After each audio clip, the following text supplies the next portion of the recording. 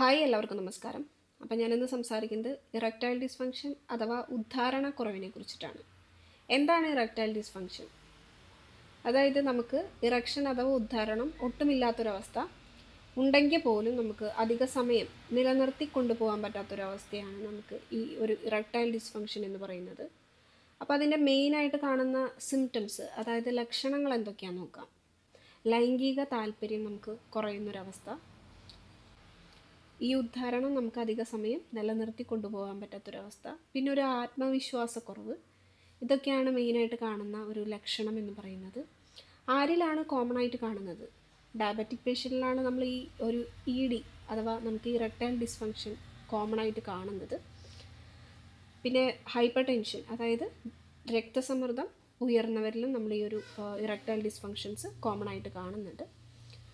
പിന്നെ poor circulation, 40 വയസ്സിന് മുകളിലുള്ള പുരുഷന്മാരിലാണ് നമ്മൾ ഈ കോമൺ ആയിട്ടും ഈ ഒരു ഇറക്ടൈൽ ഡിസ്ഫങ്ഷൻസ് കണ്ടുവരുന്നത്. ഇപ്പോൾ എന്ന് പറയുമ്പോൾ ഒരു 30 വയസ്സിന് മുകളിലുള്ളവരിലും കണ്ടുവരുന്നുണ്ട്. കാരണം ഇപ്പം 30 വയസ്സിനുള്ള മുകളിലുള്ള പുരുഷന്മാരിലും ഇപ്പോൾ ഡയബറ്റീസ് കോമൺ ആണ്. അതുകൊണ്ട് 30 വയസ്സ് മുകളിലുള്ളവരിലും ഇപ്പോൾ ഒരു ഇറക്ടൈൽ ഡിസ്ഫങ്ഷൻ കോമൺ ആയിട്ട് കണ്ടുവരുന്നുണ്ട്. എന്തൊക്കെ കാര്യങ്ങളാണ് നമ്മൾ ഇത് ചേഞ്ചസ് വരുത്തേണ്ടത്, ലൈഫ് സ്റ്റൈല് ചേഞ്ചസ് വരുത്തേണ്ടത് എന്ന് നമുക്ക് നോക്കാം. ആദ്യം എന്ന് പറയുന്നത്, ഇപ്പം നിങ്ങൾ ലൈഫ് സ്റ്റൈൽ ഡിസീസ് എന്തെങ്കിലും ഉണ്ടെങ്കിൽ, അതായത് ഡയബറ്റീസ്, കൊളസ്ട്രോൾ വേരിയേഷൻ, അതുപോലെ തന്നെ നമ്മുടെ ബ്ലഡ് പ്രഷറിൽ വരുന്ന ഉയർന്ന ബ്ലഡ് പ്രഷർ ഒക്കെ ഉണ്ടെങ്കിൽ നിങ്ങൾ ആദ്യം പ്രോപ്പറായിട്ട് അതിന് ട്രീറ്റ്മെൻറ്റ് എടുക്കണം. അതിൻ്റെ തോത് വളരെ കുറവാണെന്നുണ്ടെങ്കിൽ നിങ്ങൾ കറക്റ്റ് ഡയറ്റ് എടുത്ത് അത് കൺട്രോൾ ചെയ്ത് നമ്മൾ മുന്നോട്ട് പോകണം. പിന്നെ അടുത്തൊരു കാര്യം, നിങ്ങൾ വെയിറ്റ് ഒത്തിരി ഉള്ള ആളുകളാണെന്നുണ്ടെങ്കിൽ വെയിറ്റ് കുറയ്ക്കാനായിട്ട് ശ്രദ്ധിക്കണം.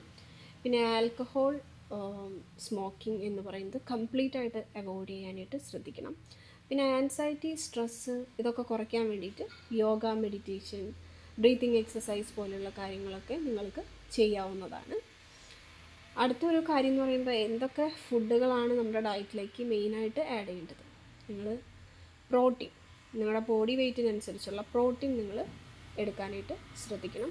പിന്നെ മാഗ്നീഷ്യം, വൈറ്റമിൻ D, അതുപോലെ സിങ്ക് ധാരാളം അടങ്ങിയ ഫുഡ് നിങ്ങളുടെ ഡയറ്റിൽ ഉൾപ്പെടുത്തണം. പ്രത്യേകിച്ച് മാഗ്നീഷ്യം എന്ന് പറയുമ്പോൾ പംകിൻ സീഡ്, സ്പിനച്ചിലൊക്കെ മാഗ്നീഷ്യം ധാരാളം അടങ്ങിയിട്ടുണ്ട്.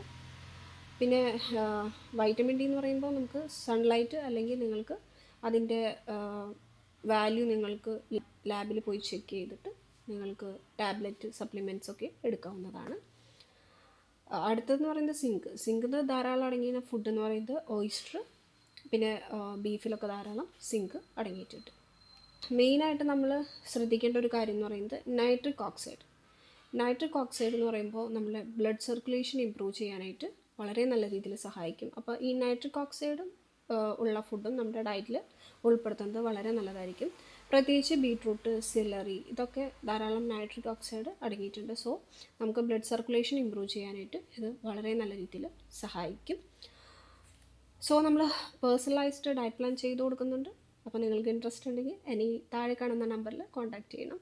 അപ്പോൾ നെക്സ്റ്റ് വീഡിയോ വരുന്നവരെ stay tune, stay healthy, by.